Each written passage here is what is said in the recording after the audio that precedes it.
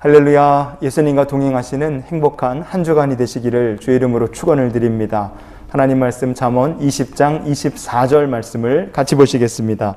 사람의 걸음은 여호와로 말미암나니 사람이 어찌 자기의 길을 알 수 있으랴. 아멘.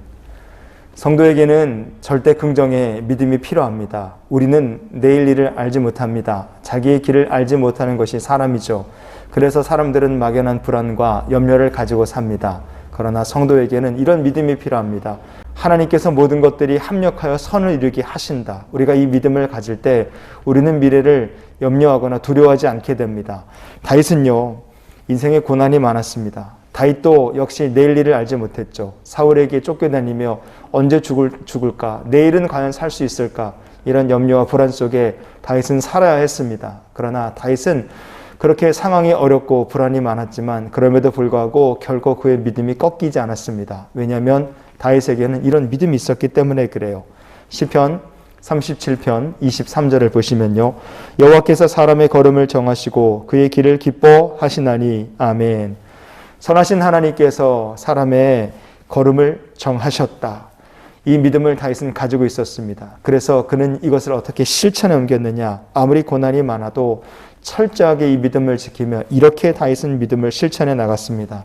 시편 37편의 5절을 계속 보시면 내 길을 여호와께 맡기라. 그를 의지하면 그가 이루시고. 아멘.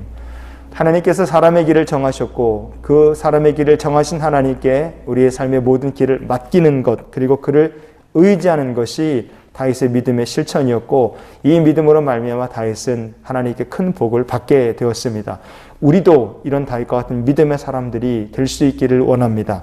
모든 것들이 합력하여 선을 이루게 하신다. 그것은 이 하나님의 합력하여 선을 이루시는 역사가 때로는 우리의 고난을 통해서도 찾아올 수 있고, 고난 중에서도 하나님께서 그 고난이 변하여 선이 되게 역사하신다는 뜻입니다.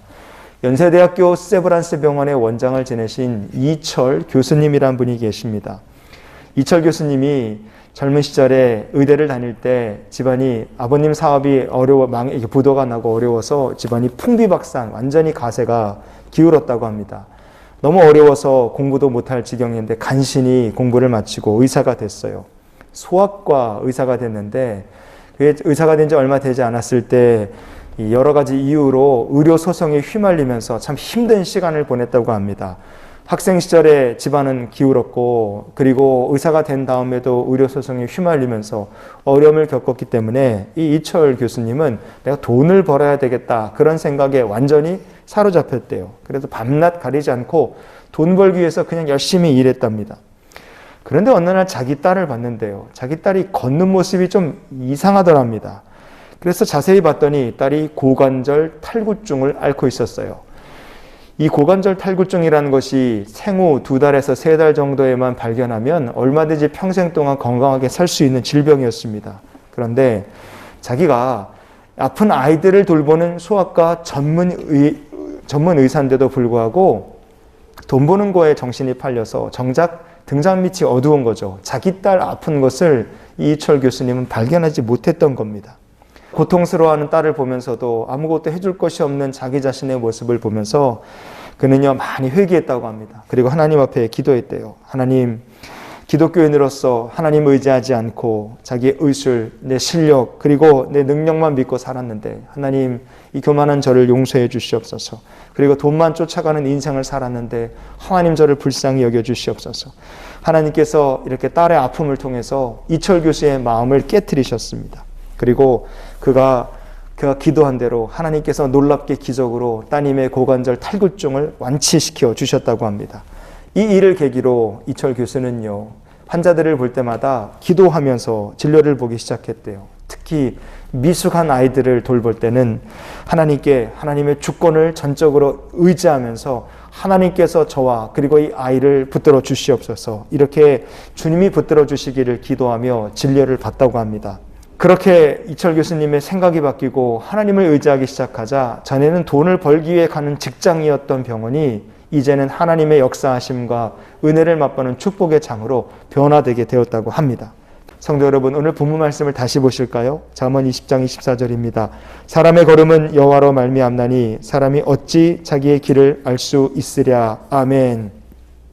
우리는 자기의 길을 모릅니다. 그러나 이것은 확실하죠. 여기까지 우리의 발걸음을 인도하신 분은 하나님이십니다.